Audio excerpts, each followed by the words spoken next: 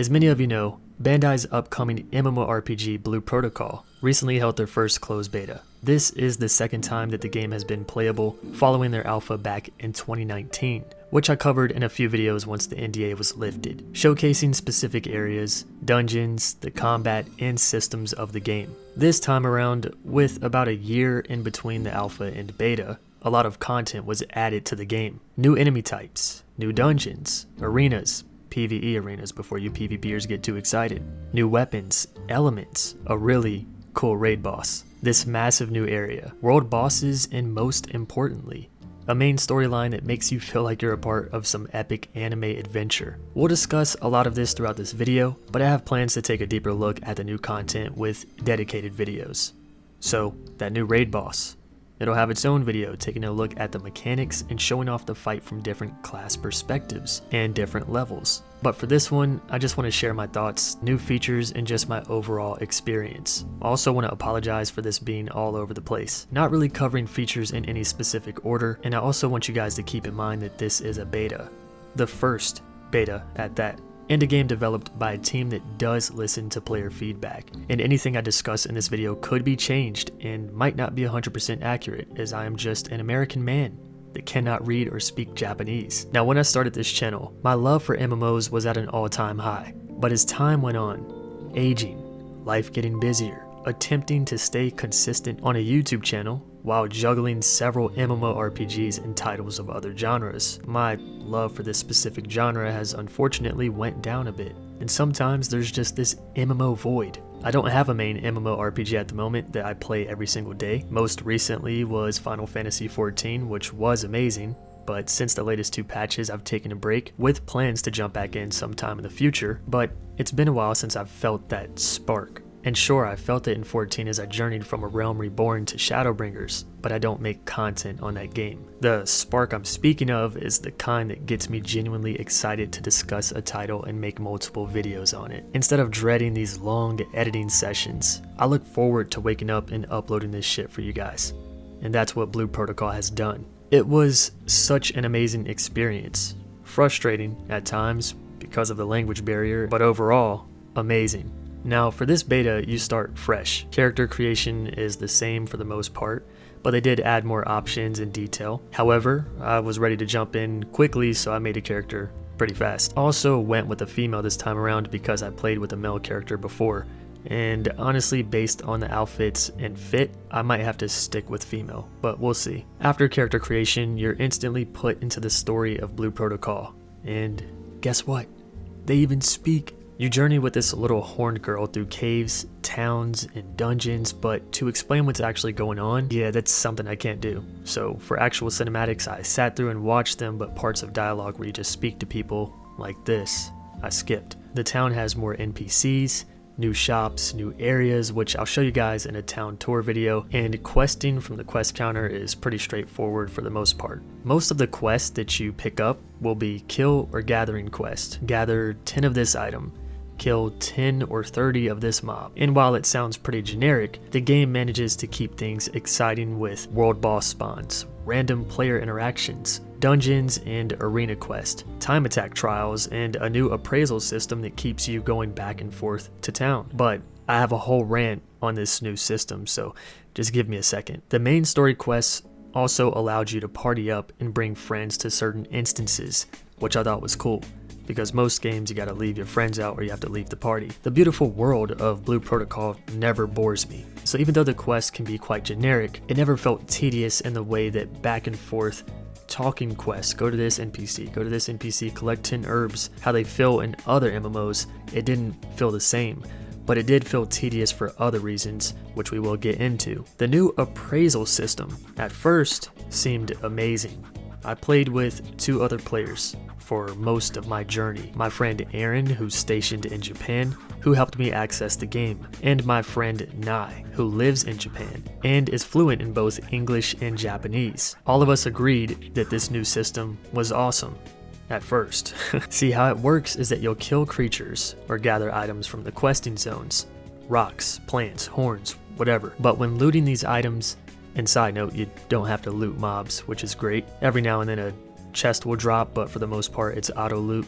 no drop on the ground, just straight to inventory. But anyway, you'll loot, and all these items will be random. You won't know what item you looted until you teleport back to town. You can walk back to town, but no one's gonna do that, especially when teleporting is a thing. So you'll gather several spots that shined in the grass. And this means that the appraisal will reward you with 1 out of X items, X being random, that can be gathered from the grass.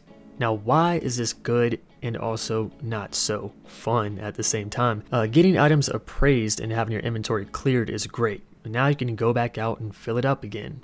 The issue is you don't know the items you're gathering, only where to gather them from. So a quest can have you gather 10 rocks of a certain type. You can go out and gather 15 rock spots and go back to town for an appraisal, only to see that you gathered 3 of what you need. You'll find yourself going back and forth, filling up your inventory, which can be done pretty quickly, and it's just a repeated cycle of, man, I hope I have enough this time, instead of gathering a plant and seeing 1 out of 10 completed while out in the field. Now, there are some exceptions with mob killing and certain gathering quests, but most of them will leave you in the unknown. And with the language barriers, sometimes we found ourselves killing the wrong mob type for an hour and seeing no progress. And we had the correct mob, but you have to kill ones of a specific area. Now, don't take this as me complaining that it's a bad feature because I didn't understand it. That's something I knew going into a beta of a different language. But it wasn't just me and my English speaking friend that were confused, but other Japanese players that I played with that didn't even speak English also seemed confused at certain points. Trial and error helped me pinpoint where to get certain materials or kill certain monsters, but hours into our journey, we were all a bit annoyed how quickly your inventory fills up and how many times you have to travel back and forth for an appraisal. A fix for this could be more inventory space, and if the game decides to have some kind of optional sub or inventory space purchase, then I kind of get it, but it's way too early to discuss that kind of stuff as I'm pretty sure the game is far from release. But what I do love is that they listen to feedback and they really are shaping this game to be one of the best MMOs that I've ever played. Tedious appraisal system aside, going back and forth from town to field can be annoying, but it also keeps it refreshing. Most of the time I go back to town, I'll journey around for a bit. Maybe see if I can craft or upgrade items with new materials I have, or take a break and queue for a dungeon. I'm sure people in the comments or those just watching are wondering, is Blue Protocol open world? And at this point, if I haven't made it obvious with the footage shown or speaking of zones, it is not open world. Think Final Fantasy XIV if you've played that. Areas are split into zones and the zones are massive. It feels open world. Running past tons of players, seeing the other areas across the field is if there's no loading screen to separate you. Zones that have different levels of elevation, secret spots to explore, tons of space to run around. Very good mob placement to keep areas from feeling oversaturated and generic, but at the end of the day, it's instanced zones. This doesn't change much besides a short loading screen and different zones housing different materials, types of creatures, and world bosses. Now, with this beta came new dungeons, but they also seem to have gotten rid of the old insect fortress. And I can think of a few reasons why they did, but it's not important enough to focus on for this video. For now, I want to talk about the different kinds of dungeons introduced in this beta. The first dungeon felt really easy, and though it was the first dungeon, it kind of set my expectations and had me thinking, you know, maybe the difficulty of this beta won't be too hard. And the second dungeon instance cemented these expectations. But then I queued for a later instance by myself and got absolutely destroyed. Did an arena by myself, and even though there was a level difference between me and the mobs of the earlier waves, I felt like I was playing Sekiro, waiting for enemy openings and going try hard after running out of potions. Field mobs that would down you in a few hits and a raid boss that would one-shot you. Blue Protocol, in my opinion, gets the difficulty right, and everything is so much more fun with friends. So jumping back into these dungeons and arenas with a group, I was finally able to complete some of my quest. Eventually you unlock more difficult versions of these dungeons, time attack versions of the dungeons which rebuild the entire area, so mob and boss placement and even the map is different, and it feels totally new. And you'll gain access to new arenas, rank C, B, A, and S, that have more waves, get much harder, and require better strategy to complete in a faster time. My first impressions of their dungeons back in alpha was that they felt like they were designed for a solo experience or maybe a party of 2 or 3. But this time around, while some dungeons felt linear and smaller, others were massive. and at times everyone's just so spaced out, doing their own thing and killing other mobs while one player focuses the boss. Blue Protocol doesn't have the Holy Trinity, so you'll never really see yourself focusing on certain players to heal or organizing player position or anything like that. And everyone is kind of all over the place, if not attacking an elite mob or a mini boss together. This gives you more freedom as a player, but also feels a little wacky because the lack of teamwork that's really required until you get to a boss. And most bosses don't have any crazy mechanics that require you to do anything special, so it's all about burning them down as quick as possible. Each class can also manage on their own, with potions or with certain skills and summons depending on how you spec your character.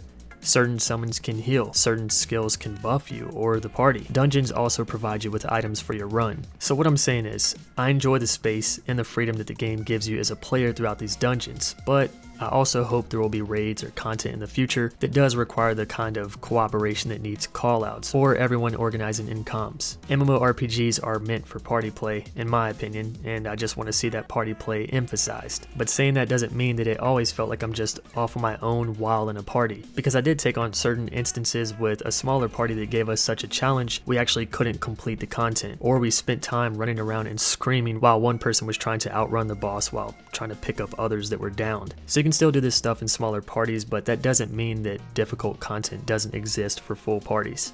It does. This is just one of my experiences. So overall, the dungeons and instances were fun as fuck. If you're into anime, like, you're gonna love this.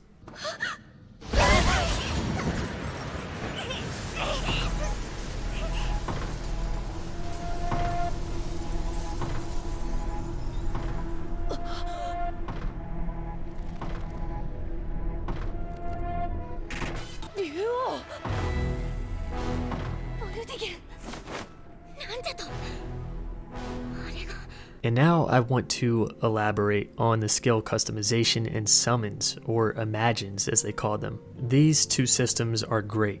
So with this beta, you now have a skill tree that allows you to spec your character the way you want, passive stats and focusing more on defense buffs or self-healing, CCs or more burst damage. I chose to play as the Aegis fighter this time around if that much wasn't obvious, and I focused more on damage while my friend Nai, who played the same class, went for more defense. You can swap your skills on the go as long as you aren't in combat or an instance, and this helped me heal when out in the fields, and it just gives you that much more customization and freedom as a player. This is a feature of the game I think was needed and just makes the game that much better. And if anyone looks at the skills and thinks, that's not enough skills, don't you get bored of spamming them? No, you don't. With the cooldowns in this action combat, it always felt exciting. I'd never at one point felt like I needed more skills. The summons are also a cool feature. I never got the chance to mess with them in alpha, and I believe you could only get them by drops, but this time around you can craft them. Just about, if not every enemy was craftable.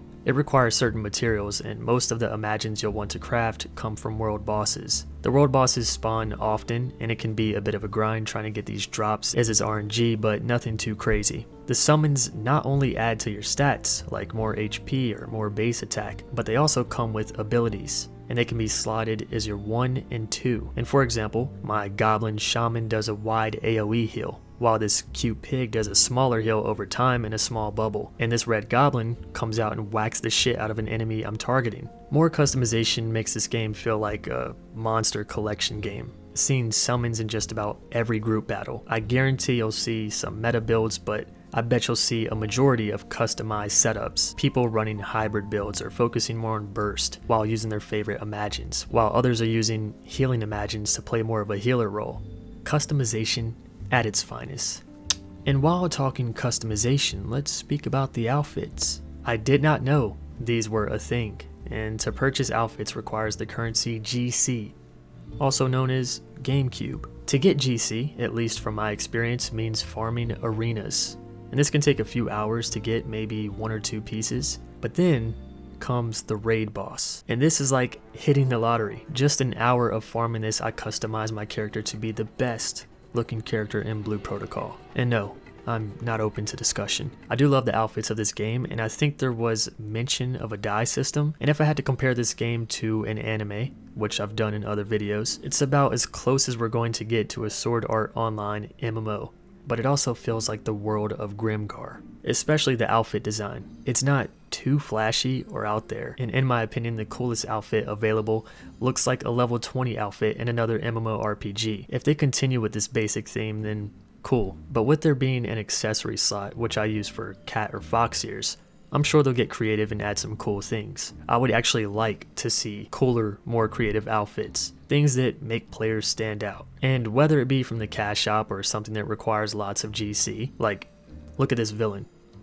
So, maybe it's possible. But part of me likes the toned down look they went with, where no one really looks above anyone, but at the same time I do like standing out. And if you know me, fashion is the true end game, but it's also the true end game for many of us. But this also puts a focus on your weapon.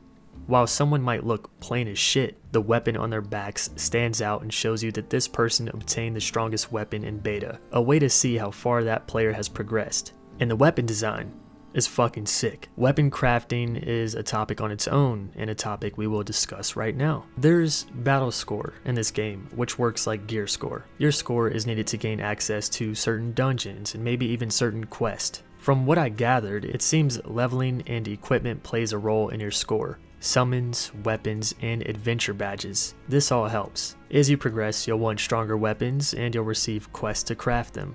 The materials required usually come from dungeons and specific field areas, from mobs or gathering. Different types of weapons require some different materials. At one point, the mage staff needed some kind of plant, while the Aegis fighter version of that weapon needed some kind of stone. Higher tier weapons had different elements, and this to me was a little odd. It seems that mobs do have elemental resistance or weakness. That being said, crafting a specific tier of a weapon that can upgrade to a max level of 30, for example, and these aren't actual stats, this is just an example.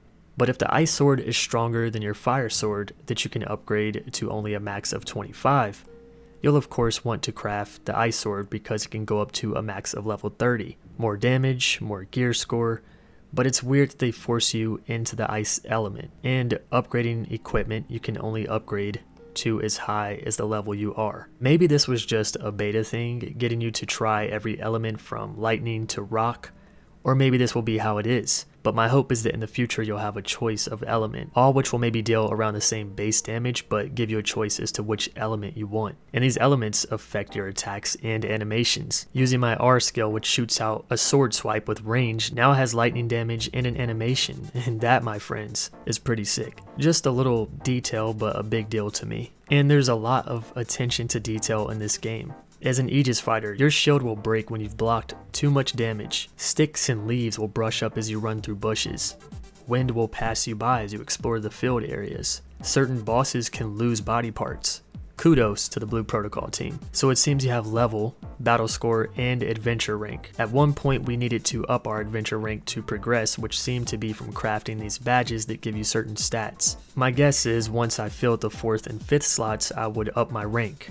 But this beta was ending soon, and I felt it would be a little pointless to farm these materials for the beta to end right after I got them. I also had a few more hours to play, but I really didn't want to burn myself out, as I've pretty much explored most of what this beta had to offer, and almost hit the max level available. Assuming the next beta will have you start from level 1, I don't want to go too hard outside of recording content, repeating the same thing 10 times, you know? But I definitely played and recorded for most of the time that you could access the beta, which is why there's been a lack of videos on my channel. That being said, I can't really go more into detail on the badges or adventure rank other than what I just explained. On day 2 and 3 of the beta, there was an announcement. A 20-player raid boss would be spawning. You can't just queue for this from the menu like you could other instances. You had to run to a specific area and get to this aura that's radiating from a crack in the ground. Seeing players teleport to this town, mounting up and running to this crack was awesome. Everyone was so excited to do this raid, and rightly so, because this was one of the sickest experiences I've had in an MMO in a long time. The 1-hour time slot to fight this boss, the massive size of this boss, and cool mechanics that it had. If only you could hear our excitement in comms, but then again you might cringe a little bit. For this boss, I'll make a separate video showing you the entire fight, but that was one of the cool things I enjoyed with this beta. Also mentioned mounts, and there was a fox mount that you unlocked pretty early on, but this system was kind of yikes. The mount is fast as shit. It helps you speed through zones, but it only lasts for, well, let's take a look.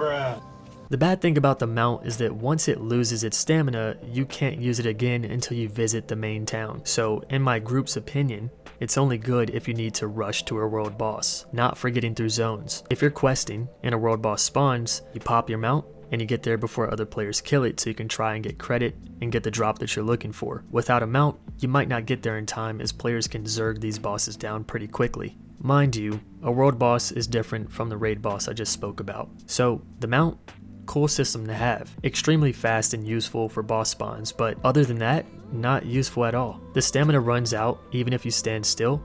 It just goes down way too quick, and to recover it requires you to visit town. If anyone found another way to recover this stamina, be it potions or something, then disregard everything I just said. But I've tried to look for ways and could not find one. The new zone was gorgeous, huge, and had new mobs, new NPCs, new bosses, played a role in the story, and look at this. This is an area that you'll go to for the story. But that place in the sky, it's a dungeon. There's also abandoned towns, towns filled with NPCs, secret areas with chests, and I feel like the world was updated for the better in this beta. Mob placement and location was different. I didn't seem to aggro enemies as much as I did before to where you could barely escape them, and also want to hit on getting knocked down or knocked up. And I don't know if this is because I chose a new class or because they actually changed this. I meant to swap classes and test it out, but I didn't get around to it. But before, I constantly got knocked as the dual axe class, and this was really fucking annoying. Getting tossed left and right, waiting to get up and get tossed again. But this time around, I have a shield, and I can counter by parrying attacks, which was useful for big damage, groups of enemies, and knocking enemies down to the ground. Super useful for boss fights too. So this will be my main class until they release another. The music didn't seem as repetitive this time around, and I know that's something that people commented on. I believe they've added new soundtracks. Well, of course they did, with new areas, but comparing in my memory, it doesn't seem as repetitive as alpha for the first area. Also explored the areas I missed of the first map in the alpha. Because my first time playing, I only got to play for a few hours of the last day on a friend's account. This time, I got about 4 days in. So there will be videos exploring these areas, but for now, yeah, lots more exploring happened. There's also these points on the map that you'll discover that uncloud the map for you. And if you look at this zone, I was never able to find one of the points.